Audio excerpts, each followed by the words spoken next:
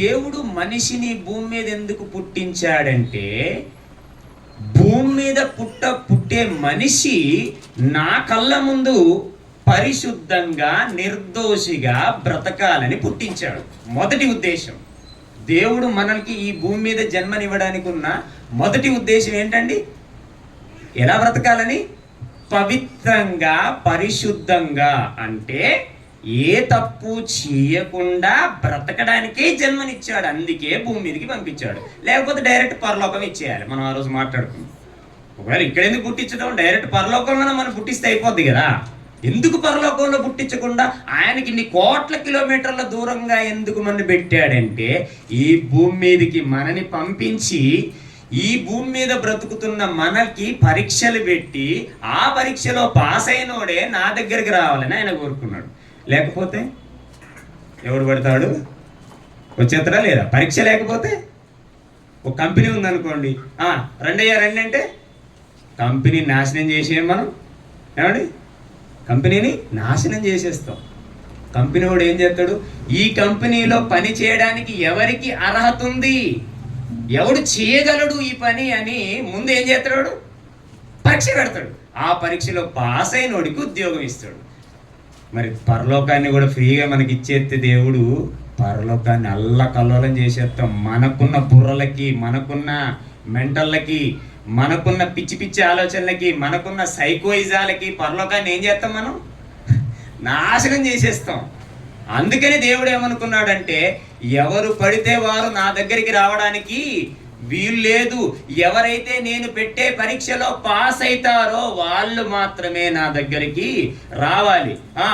మరైతే ఏం చేస్తావయ్యా వాళ్ళ కోసం అంటే, వాళ్ళకి కావలసినవన్నీ భూమి మీద సప్లై చేస్తా నేను. మరి పరీక్ష పెట్టడం అంటే ఏమి ఇవ్వకుండా చంపేస్తాడైంది. మనకు కావలసినవి అన్నీ దేవుడు ఇచ్చి, ఇది ఇచ్చింది ఎవడో తెలుసుకోమన్నాడు. అది బైబిల్ గ్రంథంలో చెప్పాడు. అదే రెండవ ఉద్దేశం. భూమి మీద మనిషి పుట్టడానికి మొదటి ఉద్దేశం ఏం చెప్పానండి? భూమి మీద ఏ తప్పు చేయకుండా పవిత్రంగా బ్రతకడానికే జన్మనిచ్చాడు. భూమి మీద పెట్టాడు. ఎలాంటి కండిషన్ చెప్పే మళ్ళీ ఆ రోజే, ఎలాంటి కండిషన్లో, ఎలాంటి లోకంలోనికి మనం పంపిస్తున్నాడు? పనికి మాలిన లోకంలోనికి, అపరిశుద్ధమైన లోకంలోనికి, భయంకరమైన సమాజంలోనికి మనల్ని పంపించి, నీ కళ్ళ ముందున్నోడు అబద్ధం ఆడతాడు, నువ్వు ఆడొద్దు. నీ కళ్ళ ముందున్నోడు వ్యభిచారం చేస్తాడు, నువ్వు చేయొద్దు. నీ కళ్ళ ముందున్నోడు పక్కనోడిని దోచుకుంటాడు, నువ్వు దోచుకోవద్దు.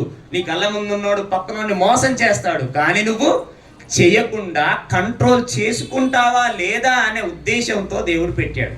అంటే ఎలాంటి సమాజం? ఇప్పుడు ఏమండి, అంత మంచిగున్న లోకంలో పంపిస్తే మళ్ళీ అందరూ మంచోళ్ళే ఉంటాం. ఏం కాదా? తప్పు చేయడానికి అవకాశం లేని లోకానికి మనల్ని పంపిస్తే ఎవరైనా తప్పు చేస్తారా? ఎడారిలో పెట్టాడు అనుకోండి, ఒక ఎడారిలో ఏ మనిషి లేని ఒక ఎడారిలో పడేశాడు అనుకోండి, అక్కడ ఎవరైనా తప్పు చేస్తారా? అక్కడ దొంగతనం చేయడానికి ఉండదు, మర్డర్ చేయడానికి ఉండదు, ఒకరిని తిట్టడానికి ఉండదు. ఒకరిని తిట్టాలంటే ఫస్ట్ ఎవరు ఉండాలి? ముందు ఎదురుగా ఒకడు ఉండాలి. అందుకే ఒక్కొక్కళ్ళని ఏమండి, దేవుడు తలుచుకుంటే మనకు ఒక్కొక్కళ్ళని ఒక్కొక్క భూమిని తయారు చేసి ఇయ్యలేడా అండి? మనకి ఇయ్యలేడా? చెప్పండి.